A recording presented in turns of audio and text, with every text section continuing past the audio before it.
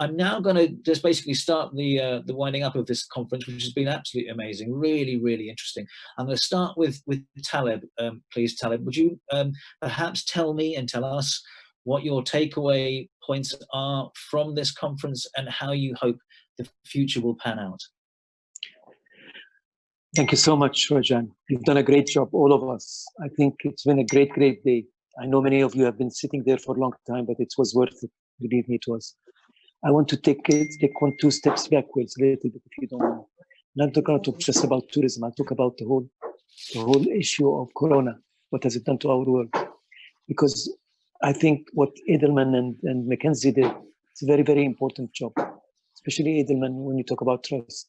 Unfortunately, now governments are each on their own. Every country is on its own.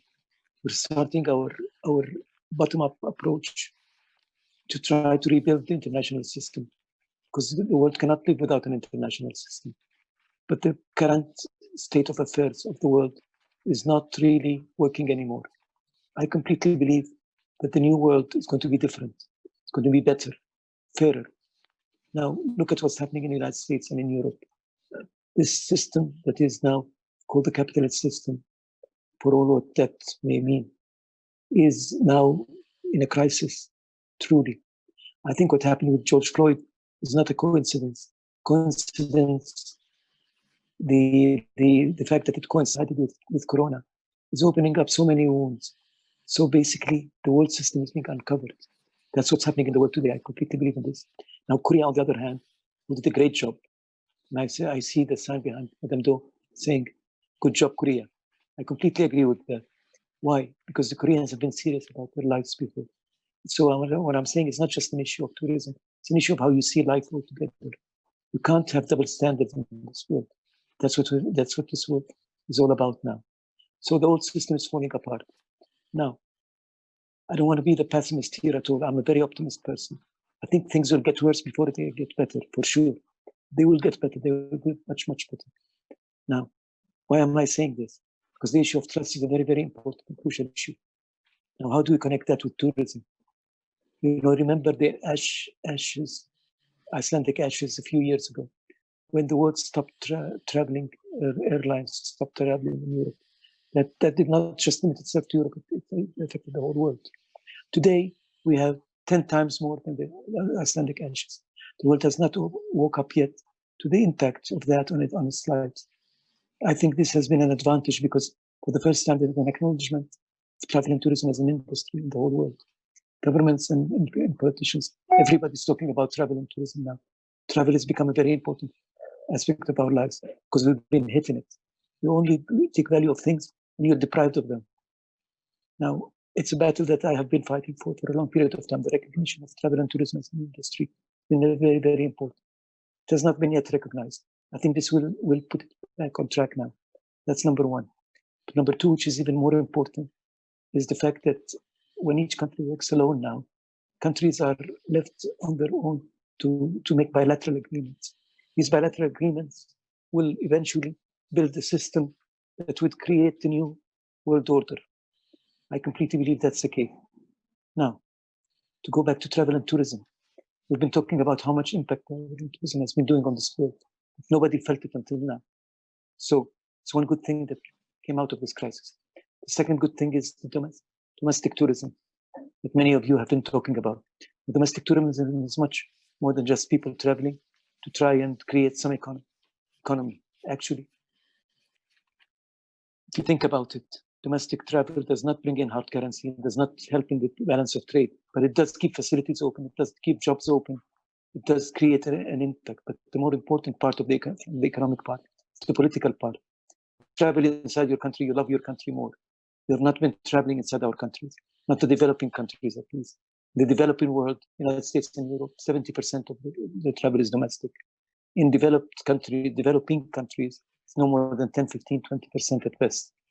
Now we need to reverse this, not because it's only economically the only option we have, but because out of principle, I completely believe a country that's not enjoyed by its own people cannot and should not be enjoyed by anybody else. Our people should travel in our own countries first. We should get to know our countries better. Then we can start receiving from the region. Then after that, we start seeing people from outside of our region. It's a natural progression. The developed world has gone through that, but we have not. When I say we, I mean the developing world. I come from Jordan. Jordan is a very good country, very good an example of that. Although it's quite a developed country in many aspects, it's still a developing country. And now to shift to domestic tourism is a challenge. Don't just say, I'm going to change from this aspect.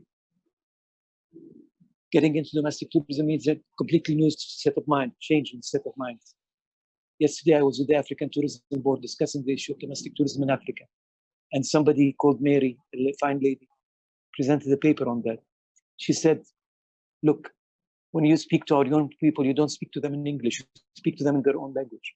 When you want to promote domestic tourism, you have to think a different way, completely. It's not just the language, it's the way you communicate with them, the packages you arrange, what type of tourism it is. It's not all leisure. Leisure is not every part of tourism. You know, the definition of tourism now, as acknowledged by the world, is an economic definition. It's not a typological definition.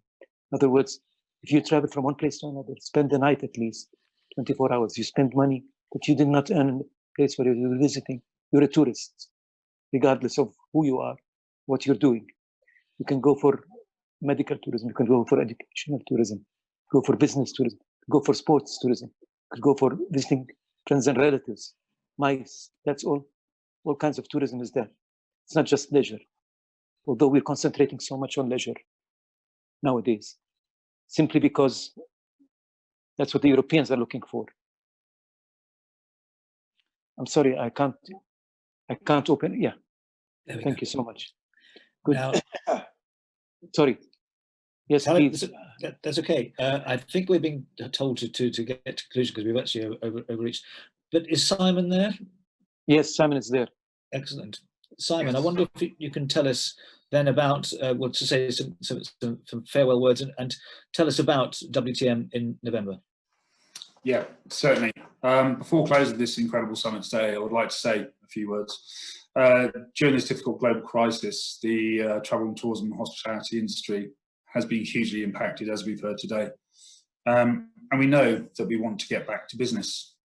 At WTM London, we're staying focused on the future of the travel industry, and we will be waiting to welcome you between Monday the 2nd November and Wednesday the 4th November at Excel London. So let's get back to the business at WTM London for the love of the industry in a safe, responsible and sustainable manner. I'd also like to paraphrase something that Gloria Guevara, CEO WTTC, said earlier here today. She said, "The time to invest in travel and tourism is now. The industry is extremely resilient and will recover. It's just about." So if I may, I'll make her words mine. I would also like to share with you the dates for the WTM portfolio of shows, because there has been some changes, as you would expect. So there have been some changes. WTM Latin America is still looking to go ahead in October in Sao Paulo, 20th to the 22nd. WTM Africa is looking to take place 7th to the 9th of April in 2021. And Arabian Travel Market is now looking to take place 16th to 19th of May in 2021 as well. And of course, we will be looking to welcome you to WTM London and Travel Forward from the 2nd to the 4th of November at Excel London. And if also you allow me to, please do also visit our WTM Global Hub that we started over a month ago now, where we provide the industry with a wealth of information, advice and support. And you can see that at hub.wtm.com. So that just leaves me to say a huge thank you to everybody, particularly to ITIC, and to stay safe and look forward to seeing you all in person, hopefully, at Excel London, at WTM London. Thank you. Thank you, Simon. Thank you, Simon. I echo that. I want to be there in person. I want to physically see people. In fact, I don't think you can see me right now because I think I'm making switched off. But let me just leave the file. Thank you so much. And yes, I will see you in November, hopefully. And before we all leave, let me hand you over to Ibrahim, Ayoub, who has basically organised this whole ITIC conference, just to finish with some final words. Ibrahim. Or maybe he's not even there. Ibrahim, no, he's there. He's there, Ibrahim. You're muted. Not the old mute thing again. Yes. So that's a new normal. We're trying to get used, to virtual conference. Yeah. Yes, Ibrahim, final words. Okay, thank you so much, Rajan. You have been great today, like all the other moderators and speakers. Peter Greenberg, Jan Golding, all of you have been fantastic. Right, I would like to thank all the panelists for their full engagement, namely the ministers, Balala from Kenya, Minister Bartlett from Jamaica, Minister Shweike from Jordan, MEP Elena Kutura, so pronouncing it well, also the Prince Abdulaziz bin Nasser, Abdulaziz Al Saud from Saudi Arabia, right? All our global industry leaders who of no doubt have shed lights to the future of travel and tourism industry. I would like to also to thank our supporting partners for their unflinching support.